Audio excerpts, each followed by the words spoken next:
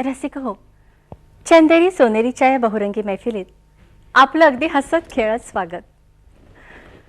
हास्य हा एक असा बहुमोल अलंकार आहे की तो कुणाच्याही मुखकमलावर शोभूनच दिसतो. असं म्हणतात की रडताना माणसाच्या चेहऱ्यावरील 43 स्नायूंना काम करायला लागतं, तर हसताना फक्त 17 स्नायूंनाच काम पडतं. पण असं असलं तरी चित्रपटांमध्ये मात्र रडवण्यापेक्षा हसवणं अधिक अवघड असतं. रसिक हो, मराठी चित्रपटांमध्ये मास्टर विनायक, राजा परांजपे, राजा गोसावी, शरद तळवळकर यांच्यासारख्या विनोद सम्राटांनी ही हसरी दिंडी खांद्यावर घेऊन उदंड वाटचाल केली आणि रसिकांना त्यांच्या दुःखाचा विसर पडायला लावला. अगदी अलीकडच्या काळात शहरी आणि ग्रामीण प्रेक्षकांना आपल्या विनोदाच्या बळावरती मनमुराद हसवणारे जर का कोण असतील तर ते म्हणजे दादा कोंडके. विनोदाच्या संदर्भात दादांचा एक कटाक्ष होता बरं का. चित्रपटाची सुरुवात झाली की पहिल्या 60 सेकंदात थिएटरमध्ये हशा आणि टाळ्यांचा पाऊस पडायला हवा. बोट लावीन तिथे गुदगुल्या हा दादांचा चित्रपट सेन्सॉरच्या कात्रीत अडकला होता. काही कालावधीनंतर हा चित्रपट जेव्हा प्रदर्शित झाला तेव्हा रुपेरी पडद्यावरती सेन्सॉर सर्टिफिकेट बघून रसिक प्रेक्षकांना इतका काही आनंद झाला की त्यांनी उत्स्फूर्तपणे टाळ्यांचा कडकडाट केला. दादांच्या चित्रपटात सेन्सॉर सर्टिफिकेटने सुद्धा टाळी घेतली. रसिकांनो, दादा कोंडकेंच्या पाठोपाठ महाराष्ट्राला खदखदवून जर का कोणी हसवलं असेल तर ते म्हणजे अशोक सराफ आणि लक्ष्मीकांत बेर्डे या जोडगोळीनं. सराफांचा अशोक आणि बेर्ड्यांचा लक्षा यांनी मध्यंतरीचा 7-8 वर्षाचा काळ आपल्या विनोदाच्या फुलबाजीने उजळून टाकला होता. तर रसिक हो, या जोडगोळीतील एक अभिनेता आज आपल्या भेटीसाठी इथे आलेला आहे. नमस्कार लक्षा, चंदेरी सोनेरीमध्ये तुझं प्रथम स्वागत. नाही, मला एक असं सांग की पहिला चित्रपट मिळेपर्यंत चित्रपटात येण्यासाठी काय धडपड केलीस? किती निर्मात्यांचे उंबरठे शिजवलेस? ॲक्च्युली चित्रपटासाठी मी काही धडपड केली नाही. तसं बघायला गेलं तर धडपड केली भरपूर स्टेजवर काम करण्यासाठी, नाटकातनं कामं करण्यासाठी. आणि चित्रपटात काम करीन की नाही शंका होती, कारण नाटकात जवळजवळ 10-12 वर्ष मी नाटकामध्ये स्ट्रगल करत होतो. ते काही ठीक होत नव्हतं. छोट्या छोट्या भूमिका ज्या मिळतील ते करत होतो.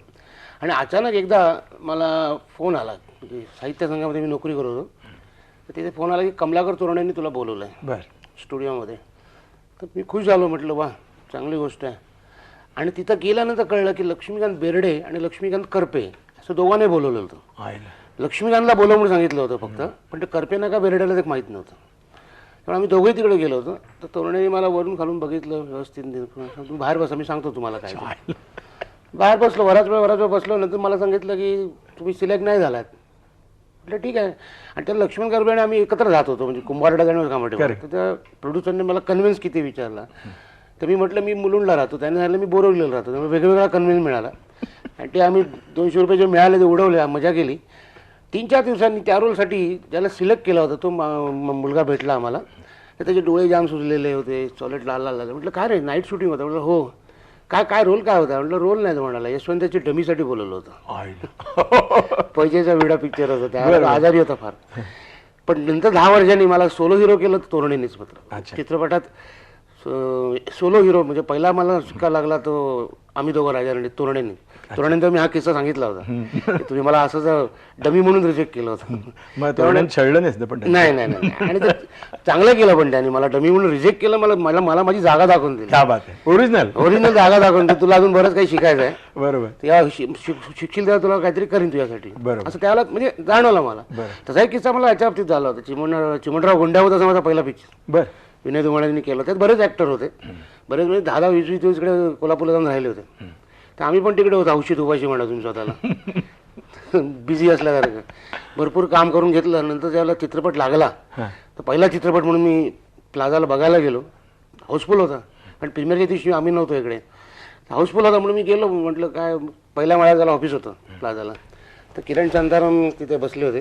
त्यांना म्हटलं असं आहे, मी पिक्चरमध्ये काम केलं आहे, मला पास मिळेल काय? तो म्हणाला, जो तो उठवून सांगतो की मी या पिक्चरमध्ये काम केलं, कोण दिसत तर नाही म्हणे. आणि मी खरंच नंतर ब्लॅक मला हाकलून लावलं त्याच्याकडनं.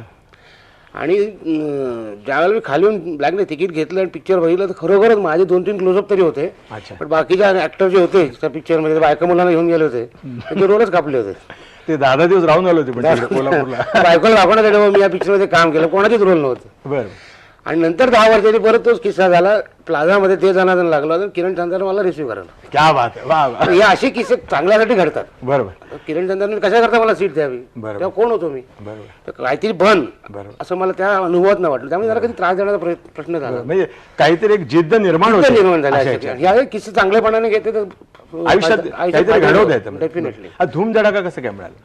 धूमधडाका म्हणजे मी नाटक करत होतो. आम्ही झोपी गेलेला जागा झाला. त्यात महेश कोठारीची आई पण काम करत होती, बर. वडील पण काम करत होते. आणि महेश तिकडे यायचा बर. सहज. आणि माझी ऍक्टिंग त्याला फार आवडली. बबन प्रभूंचं त्याने लहानपणापासून काम पाहिलं होतं, कारण त्यांच्या घरातच सगळं नाटक व्हायचं. तर त्याला ते जाम आवडलं. त्याने मला प्रॉमिस केलं की लक्ष्मी, ज्याला मी पहिलं पिक्चर करीन स्वतः त्याला मी तुला काम देईन.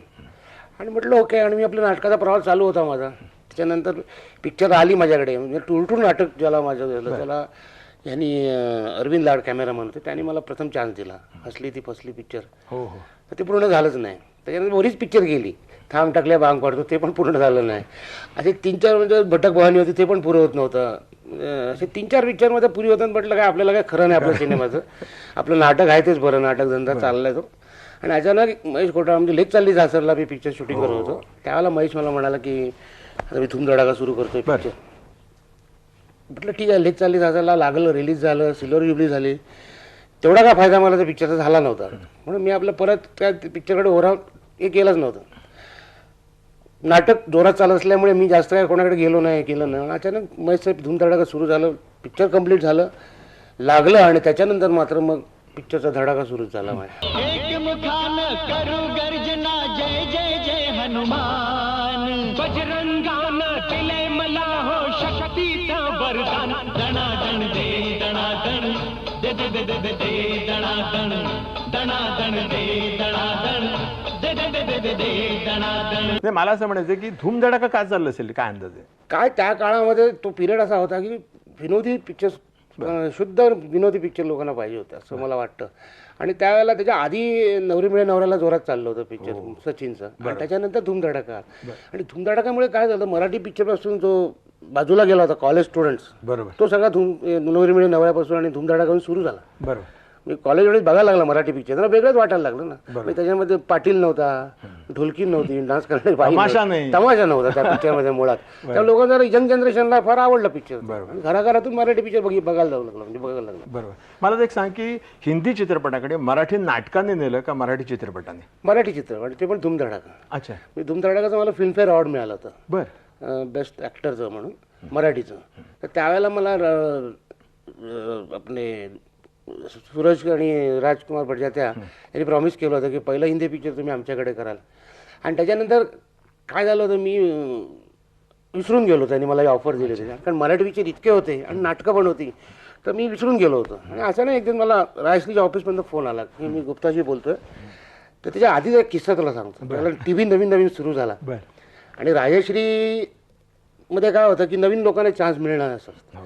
आणि जर TV नवीन सुरू झाला, त्याला मला काय कामच नव्हतं, साहित्य संघात नोकरी करत होतो आणि टीव्हीत काय मिळेल ती कामं करायचं. तर कुठला एखादं नट म्हणजे काम आवडलं तर मी त्याला फोन करायचो की मी राजश्रीमधनं गुप्ता बोल रहा हूँ, आपका बहुत अच्छा काम लगा, आप कल सुबह आके ऑफिस में मिलना. असं मी बऱ्याच लोकांना त्यांच्या ऑफिसमध्ये पाठवलेलं आहे. कारण टीव्हीची क्रेज होती ना नवीन. तर असंच मला आता फोन आला की मी राजश्रीमधनं गुप्ता बोलतो. तर मला काय वाटलं कोणतरी माझी खेचतो माझ्यासारखी, म्हणून मी लक्ष दिलं नाही. एक महिना गेला, परत दुसऱ्या महिन्यात फोन आला. म्हणून म्हटलं काहीतरी असेल. आणि मला आठवलं ते राजभाऊनी मला सांगितलं. आणि मी घाबरत ऑफिसमध्ये गेलो. म्हटलं कोणीतरी खेचलेली आहे माझी. बघितलं ना, तिथं मला त्याने खरंच चांगलं रिसिव्ह केलं. त्याला मैंने प्यार किया नव्हता, दुसरा पिक्चर होता. दुसऱ्या पिक्चरची तयारी झाली त्यांची. पण नंतर मग ते बाजूला काढून त्यांनी मग मैंने प्यार किया.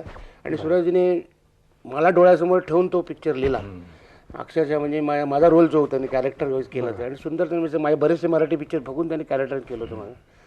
आणि मला हिंदी करायचं नव्हतं असं नाही, करायचं होतं, पण असा मैंने प्यार किया रोल घेऊन जायचं होतं. हिंदीमध्ये काय, तुम्ही जर मानाने गेलात तर तुम्हाला चांगला व्यवस्थित वागवलं जातं, नाही तर मग किडोक साठी विचारतात हे करतात. त्या म्हटलं मराठीत आपलं मी नेहमी स्टेजवर सुद्धा मी स्टेजवर पहिलं नाव कमवून घेतलं, त्याच्यानंतर चित्रपटात नाव कमवून घेतलं मराठी. आणि मग हिंदीकडे हे गेलो, असं झालं. अच्छा, पण हिंदी कुठले कुठले पिक्चर्स आले त्याने? चांगले म्हणजे मैंने प्यार किया, साजन, बेटा, बरं. अनाडी, त्याच्यानंतर हम आपके है कौन, हमेशा, हमेशा, 100 डेज, खूप आले. भरपूर आले. मग हिंदी पण भरपूर पण मैंने प्यार किया का चाललं असेल? पुन्हा एक वेगळा प्रश्न. मैंने प्यार किया म्हणजे त्यामध्ये जे पिक्चर मध्ये होतं ते फार, मग ते परत सांगतो ना, यंग धूमधडाकाचा जो जसा यंग जनरेशन हिंदी पिक्चर पासून पण बाजूला गेला होता. म्हणजे ह्या पिक्चर नंतर, शोले नंतर मधल्या काळात बरेच काय झाले होते, पण मैंने प्यार किया आल्यानंतर ते आपलं पिक्चर वाटायला लागलं लोकांना.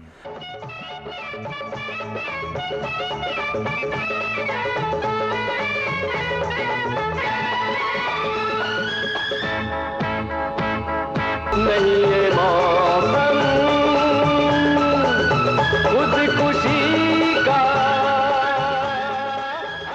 चित्रपटाच्या सेटवरती दिग्दर्शकाला काही तू संधी देतोस का तूच करत असतोस इम्प्रोव्हाइज? नाही दिग्दर्शकाचं अंडरस्टँडिंग असतं दोघांचं. अच्छा. आता समोरच्याला एक दोनदा सांगून बघतो, ऐकलं तर ठीक, नाही तर त्याच्याप्रमाणे वागतो. आणि काय- आणि त्याच्याप्रमाणे वागल्यानंतर पिक्चरचं काय होतं ते कळतं मग नंतर. त्यामुळे गप बसायचं. कोण शाळा असतो तो ऐकतो. बरोबर. पण मैंने प्यार किया मध्ये काय काय तुझ्या पंचेस वाटले मला? काय खूप पंचेस भरपूर. त्याने मी सांगतो ना तुला की त्याने मग काही सीन असेच ठेवले होते, लिहायचे ठेवले त्याने. हो ना? हां, म्हणजे क्या त्याने सिच्युएशन आणून ठेवली होती. अच्छा. आणि पण सीन लिहायचे, पण फक्त सीन लिहिला होता माझा शेवटचा, अच्छा. जो मी सलमानच्या बापाला झापतो आणि लंगडे म्हणतो, तो सीन फक्त त्याने पहिल्यापासून लिहून ठेवला होता. अच्छा. आणि ज्याला मला त्याने स्टोरी वाचून दाखवली तो पहिला सीन तोच वाचून दाखवला. आणि बाकीचे सीन म्हणाला की लक्ष्मीजी आपण नंतर ते तुम्ही इम्प्रोव्हाइज करून लिहू, कारण मी तेवढं कॉमेडी तर लिहू शकत नाही. सिच्युएशन त्याने आणून ठेवलं होतं. That is right. त्यामुळे त्यात विश्वास भरपूर दाखवला. मग आणि गंमत असं झालं की माझा पहिला मराठी पिक्चर अरविंद लाड कॅमेरामॅन होते आणि पहिलं हिंदी पिक्चर अरविंद लाड कॅमेरामॅन. आणि त्याला फर्स्ट टाइम हिंदी बोलायचं होतं. फार मी कॅमेऱ्याच्या समोर हे झालं होतं, म्हणजे प्रॉब्लेम झाला. तर मला सूरजने येऊन सांगितलं काही काळजी करू नको, जर मराठी शब्द आले तर आले, बोलत जा. त्यामुळे काय झालं, सुरुवातीला टेक म्हणजे घाबरत केला, चेहरा म्हणजे हे झालं. त्याला सूरज म्हणाला म्हणजे ऐसे नाही चाहिए, लक्ष्मीकांत बेर्डे चाहिए मेरे को. बोलो ऐसा प्रॉब्लेम, नो प्रॉब्लेम, मध्ये मध्ये मराठी आलं तरी चालेल. हो ना? आणि मग त्यांनी आणि भाग्यशीर बरोबरच होता पहिला शॉट, त्यामुळे काय प्रॉब्लेम झाला नाही. त्यामुळे ते व्यवस्थित मग तिथूनच भाग्य उघडलं. मला एक सांग की सलमान खान, संजय दत्त त्या सगळ्या हिरोंबरोबर तू काम करतोस, त्या हिरोंची काय खासियत आहे? सलमान खान खरं सुरुवातीला त्याला कोणीतरी सांगितलं होतं की लक्ष्मीकांतपासून सांभाळून राहा. अच्छा. तो सीन एकदम हे करतो ते करतो. आपल्याच मराठी कलाकारांनी त्याला सांगितलं. आणि मग सुरुवातीला 8-10 दिवस झाले, हा इन्व्हॉल्व का नव्हता माझ्याकडे. आणि मला जोपर्यंत इन्व्हॉल्वमेंट होत नाही समोरच्या क्वालिटीशी, तोपर्यंत मजा येत नाही काम करायला. बरोबर. म्हणून मी सूरजला विचारलं, सूरज असं का करतो सलमान? तर सूरज मला म्हणाला की त्याला कोणीतरी सांगितलं की तू असं करतोस. आणि शेवटी मग एक सीन असा आहे त्याच्यामध्ये, माझा जो शेर आहे ना तो, झुलपे तुम्हारी, त्या सीनमध्ये मी कम्प्लीट होतो ऍक्च्युली, शेवटपर्यंत होतो. तर सूरज मला म्हणाला की लक्ष्मीकांत जी ऐसा है, दोनों का फर्स्ट मीटिंग है, ये वो अभी कैसे निकल सकते आप. म्हणून त्याला मी आयडिया दिली, त्या मुलीच्या मागे मी जातो, और एक शेर सुना और एक सुना करके मी निघून जातो. तेव्हा सलमानला खात्री पडली की नाही. आणि त्याला म्हटलं की सलमान तो सीन तुझा आहे, तिथं मी काय करू, माझा सीन मी करणार. मन हळूहळू दोस्ती व्हायला लागली सलमानची. आता तर चांगलीच दोस्ती. आणि मग काय अडलं तर विचारतो तो, कधी मला तो सजेशन देतो चांगला. साजन विजनला त्याने चांगलं सजेशन दिलं. आणि संजय दत्त मी 2च पिक्चर केले होते. एक साजन केला होता आणि हे फार म्हणजे माझ्याशी जमतं त्यांचं. म्हणजे मला एकतर मला काय आहे की मराठीचा कोणतरी आहे असं वाटतं, तिथं हे निर्माण झाले, दहशत निर्माण झालेली असते. त्यामुळे माझ्याशी वागताना जरा वचकून वागतात ते, कोणी वागतं. पण नवीन कोण हिरो आला की मग त्याला समजवता नाकी न येतात अक्षरशः. म्हणजे कॉमेडी ज्याला वांदेच होतात. गोविंदा असेल तर बिंदास, म्हणजे गोविंदा असेल किंवा आपला सलमान असेल, अक्षय असेल, तर त्यांच्यावर बिंदास फ्री राहतो मी. बाकीचे असले की मात्र एक तर नट नसतात मुळात, वडील कोणतरी असतात मोठे म्हणून तो नट असतो, असा तो प्रकार असतो. आपण अनिल कपूर वगैरे? Anil Kapoor very cooperative. तो पण बेटाचं पिक्चर केलं होतं मी. तर एकदा असं होतं, बेटा टेरिटरी त्यांच्याकडे होती, बॉम्बे टेरिटरी. म्हणजे मस्करी चालते सेटवर, तशी मस्करी चाललेली.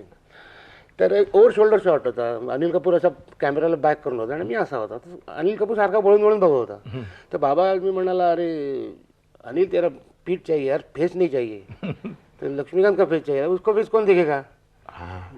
मस्करी मध्ये बोला, मस्करी झाला. बोला अनिल बाहर किधर नहीं देखेगा, लेकिन तेरे जो टेरिटरी है बंबई की उधर तो देखेगा. हा टन झाला. चांगलं. तिथे 1000 जागा राहावंच लागतं. आणि मराठी कलाकार आणखी नसले बरोबर सहकलाकार, मग काय हिंदी कलाकार जरा वचकून असते, काय बोलतात कळत नाहीत. आणि माधुरी बिधुरी एकदम फ्री, एकदम काम करण्यामध्ये. माधुरीकडेच वळणार होतो मी. माधुरी म्हणजे एकदम फ्री आहे. म्हणजे कुठलाही सीन काय असेल, म्हणजे आता तिथं उदाहरण द्यायचं एक असं ज्युनियर आर्टिस्टला त्याला उचलायचं होतं बेटामध्ये.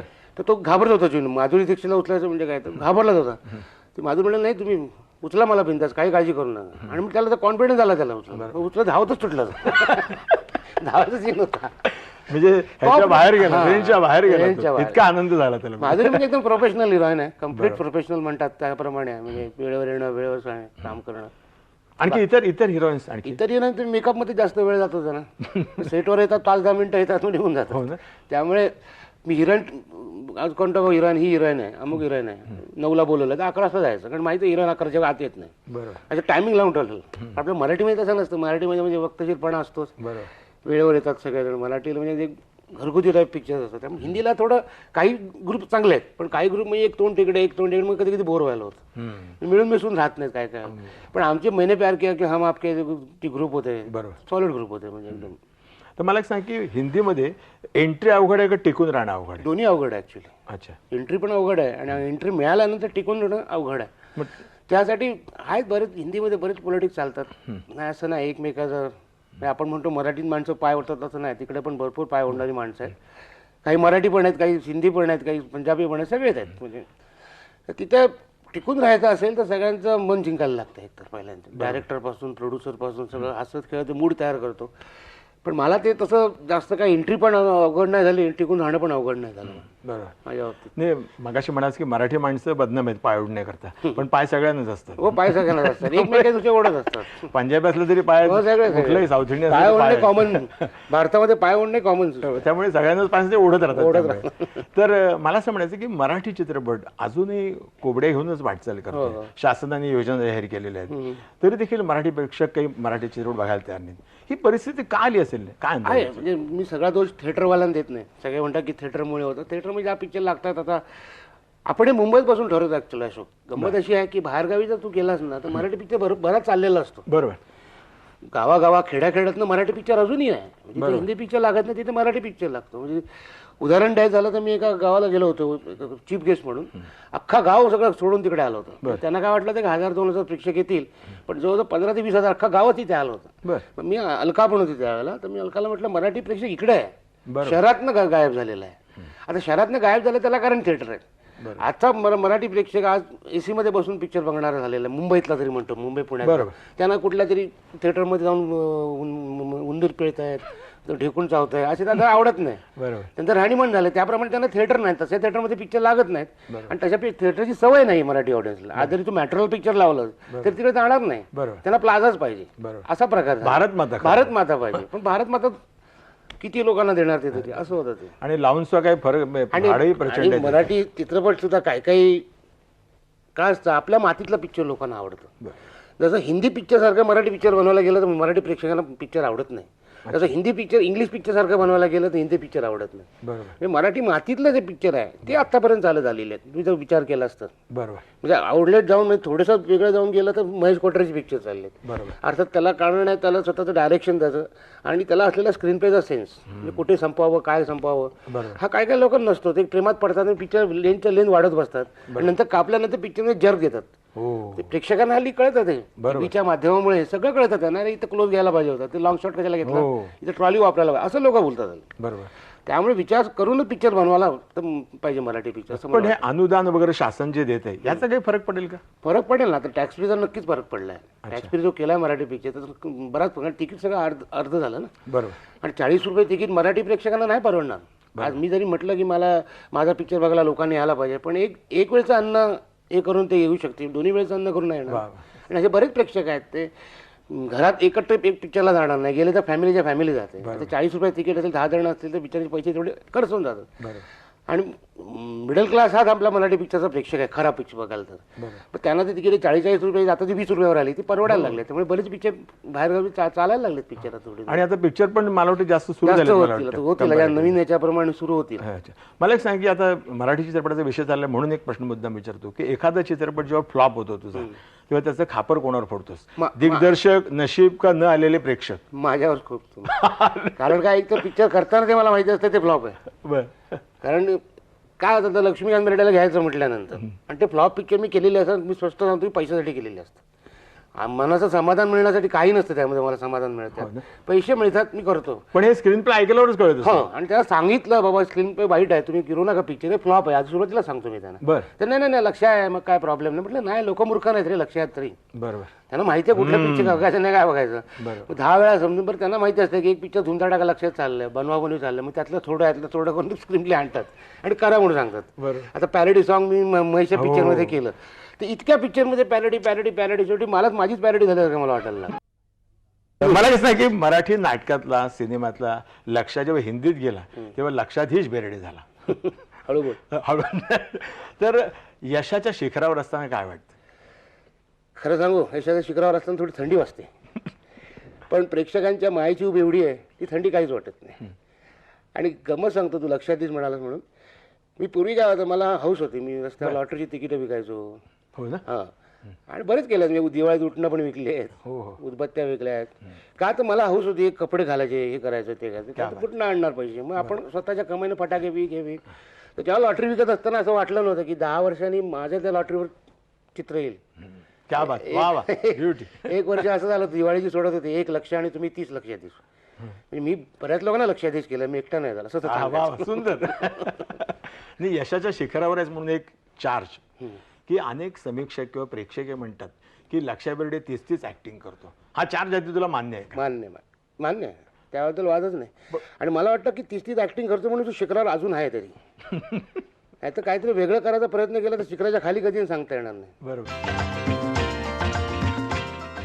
रसिक हो, लक्ष्मीकांत बेर्डे यांनी रंगवलेली ही गप्पांची मैफल पाहिलीत तर अशी ही आमची चंदेरी दुनिया, ग्लॅमरचा झगमगाट असलेली स्वप्ननगरीच वाटते नाही का?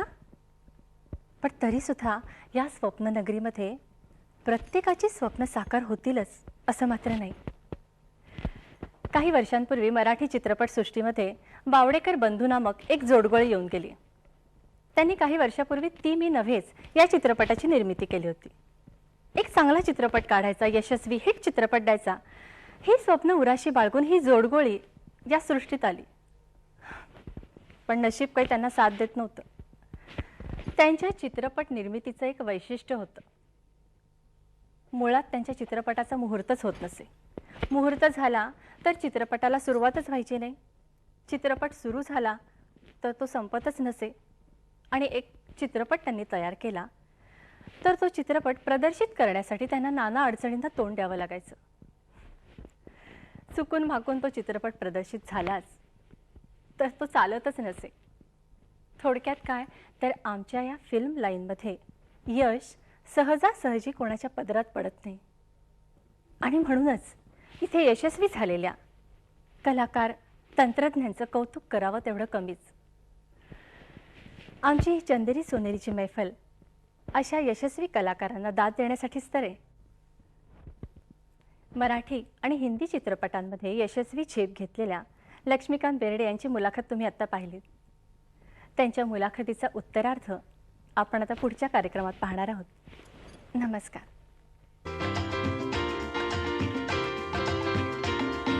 घराघरातील कथा, कोणी मनातले सांगतो व्यथा, कधी कुसकुल्या हसू, कधी डोळ्यात जमतो आसू, रहस्य रंजन प्रीती भंजन, कधी न कळता डोळ्यात रंजन. चंदेरी ताऱ्यांचा पाहूया सोनेरी साज. चंदेरी सोनेरी, चंदेरी सोनेरी, चंदेरी सोनेरी, चंदेरी सोनेरी.